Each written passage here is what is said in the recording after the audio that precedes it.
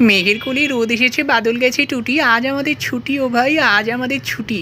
এই ছুটির দিনেই আজকে আমি একটু দোকানে বসেছিলাম আর পুষ্পাগিরি করছিলাম। পুষ্পাগিরি করতে করতে আমি আমার বন্ধুর শোরুমে চলে যাই। সেখানে একটা অতীব সুন্দর গাড়ি আমি দেখে ফেলি এবং এত সুন্দর গাড়ি মা ফ্রিকিন রাত্তক, আমার বন্ধুও বলছিল তাই। এই যে চাবিটা তোমরা দেখছো, এই চাবিটা ম্যানুয়ালি ইনপুট করতে হয় না, গাড়ির 10 মিটারের মধ্যে থাকলেই গাড়ি স্টার্ট হয়ে যেতে পারে। কি সুন্দর না? এই যে সিটটা দেখছো, এই সিটের তলা থেকেও কিন্তু এসির হাওয়া দেয়, তাহলে বুঝতে পারছো কোথায় লাগবে। গাড়ি দেখার পর চলে গিয়েছিলাম মেলা দেখতে। তারপরে দেখি সেখানে এরকম গোল গোল গোল গোল গোল গোল করে করে জিলিপি ভাজছে। জিলিপিগুলো ভাজার পর এরকম একটা সিরাপের মধ্যে চুবিয়ে দিয়ে লাল লাল মিষ্টি মিষ্টি জিলিপি ভেজে সার্ভ করা হচ্ছে।